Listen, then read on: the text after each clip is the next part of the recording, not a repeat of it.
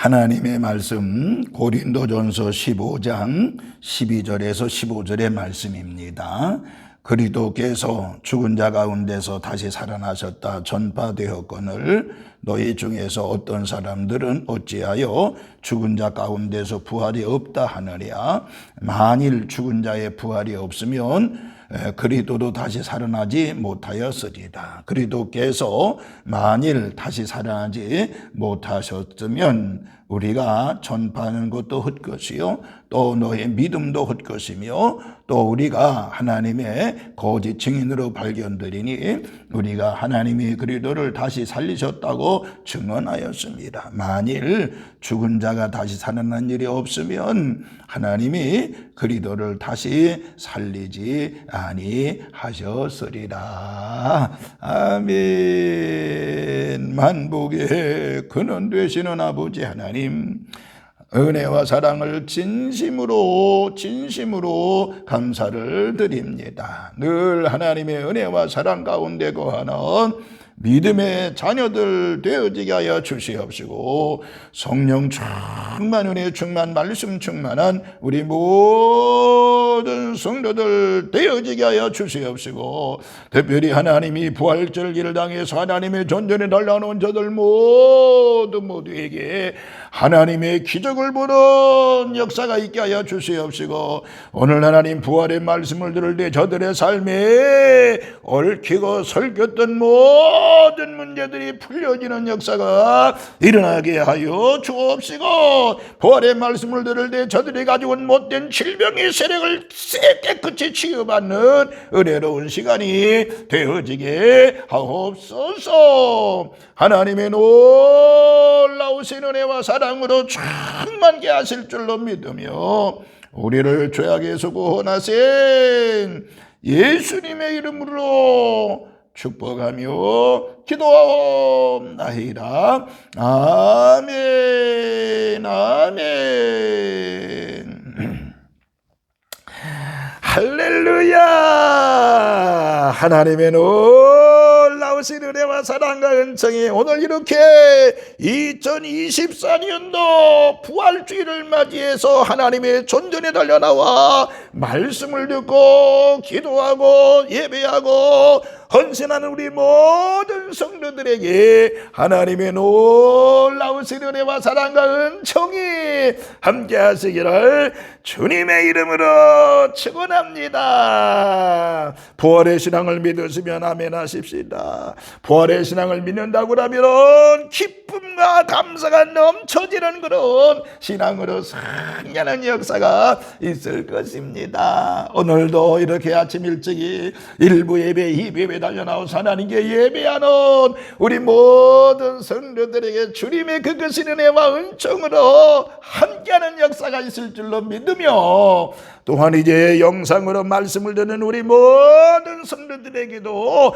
하나님의 놀라우신 은혜와 사랑과 은총이 함께 하시기를 주님의 이름으로 축원합니다.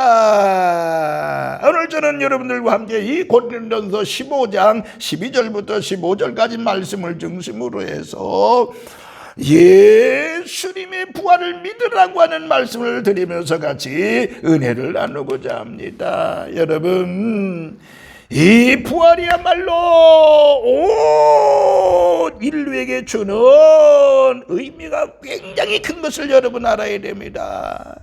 예수님의 부활이 있었기 때문에 어려움과 시련과 역경도 이겨낼 수 있었다라고 하는 것입니다. 어떻게 보면 예수님 부활이 있었기 때문에 죽음도 감수했던 것을 알 수가 있습니다. 그러므로 예수님의 부활은 우리 기독교의 생명력을 상징하는 거라고 말할 수가 있는 것입니다.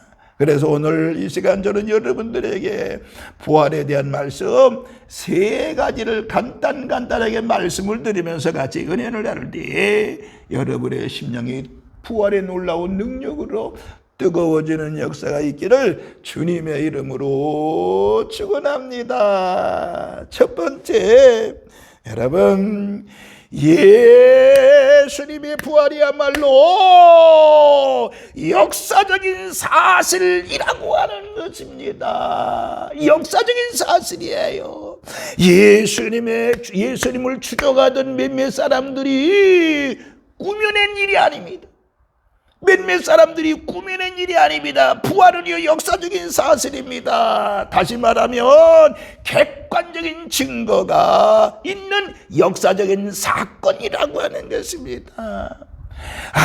아무리 뛰어난 구변과 학식을 갖춘 사람이라고 할지라도 부활을 부인하지는 못하는 것입니다. 여러분 보세요. 지금까지 예수님처럼 죽었다가 산 사람은 한 건도 없었습니다. 그러므로 예수님의 부활이 진실이 아니라고 일축하는 어리석은 사람들 있습니다만은 여러분, 그거는 참으로 우매한 사람이라고 말할 수 있습니다.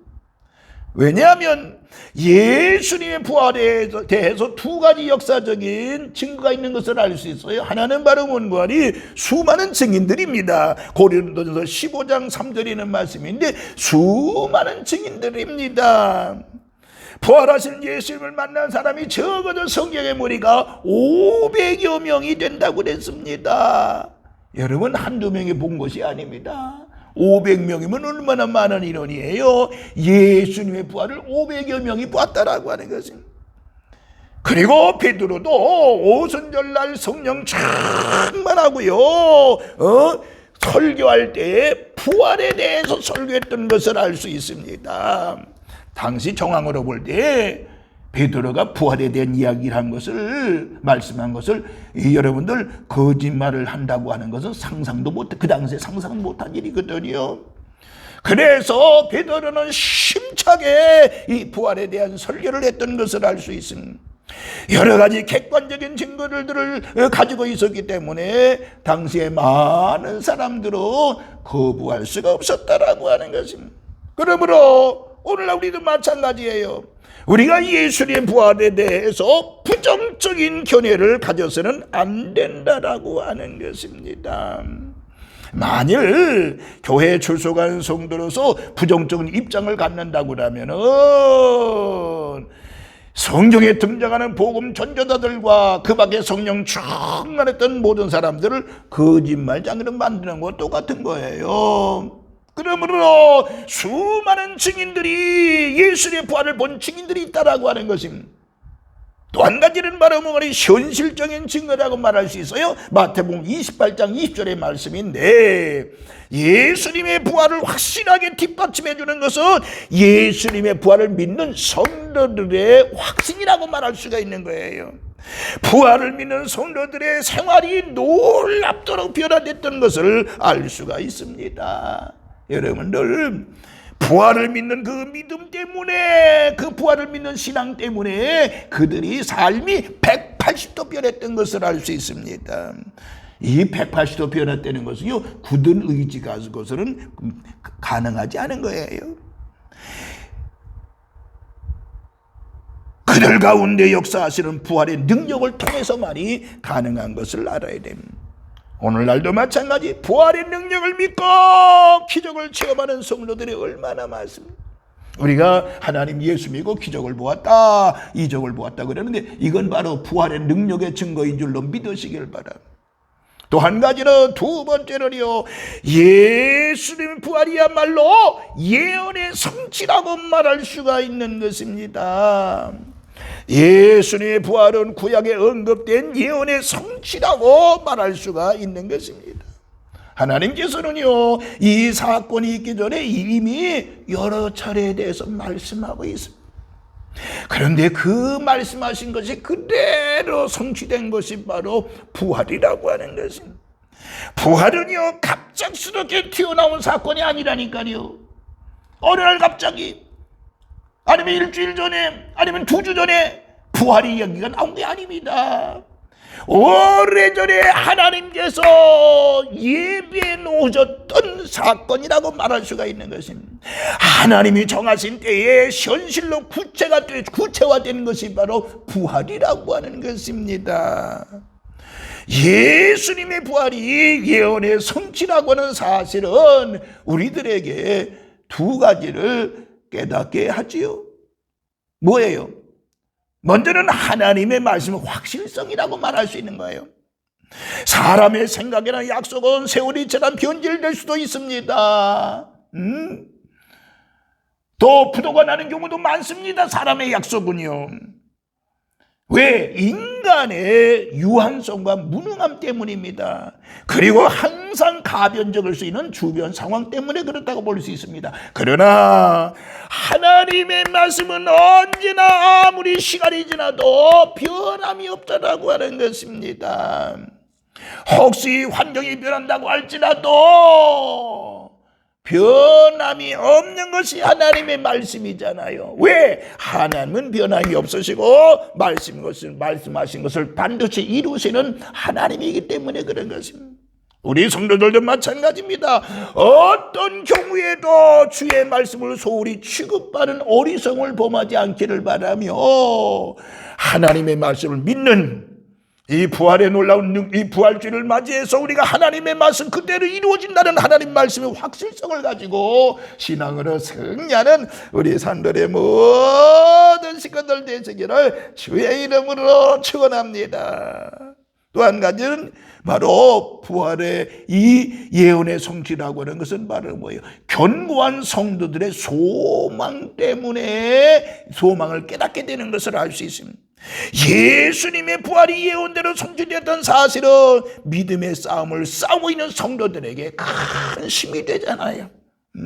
현실이 아무리 힘들고 고통스럽다고 할지라도 확고한 소망이 있다는 것은 바로 뭐예요? 부활의 신앙을 믿는 거라고 볼 수가 있는 것입니다. 이 말씀에 붙들린 자의 모습이라고 말할 수가 있는 것입니다. 여러분, 하나님의 말씀의 확실성은 소망의 기초를 놓아주는 것이라고 말할 수 있습니다. 즉 부활의 예수님과 함께 있으면 아무리 많은 사람들이 우리를 공격한다고 할지라도 충분히 두려움을 극복할 수 있는 줄로 믿으시기를 바라면서 아무쪼록 예수님의 부활은 예언의 성취, 말씀의 성취라는 사실을 믿으시기를 주의 이름으로 축원합니다. 마지막 세 번째, 예수님의 부활이야말로 영원한 승리자가 되는 약속인 것입니다. 영원한 승자가 되는 것입니다. 그러니까 예수님의 부활이야말로 영원한 승리의 상징, 이김의 상징이라고 말할 수가 있는 것입니다. 아무도 이것을 빼앗아갈 수 없습니다. 그 부활의 놀라운 이 모든 승리하는 것을 정지시킬 자가 없다라고 하는 것입니다. 예수님을 대적하던 무리들이 부활의 사실 앞에서 취한 행동은 뭐예요? 고작 그들이 말하는 거짓말이다, 거짓말이야. 몇몇 사람들이 거짓말 꾸민 거야. 그것밖에 할 이야기 없습니다. 사람들은 현역시키려는 것뿐 적극적인 어떤 대책도 세우지 못했다라고 하는 것입니다. 뭘 얘기하는 거예요?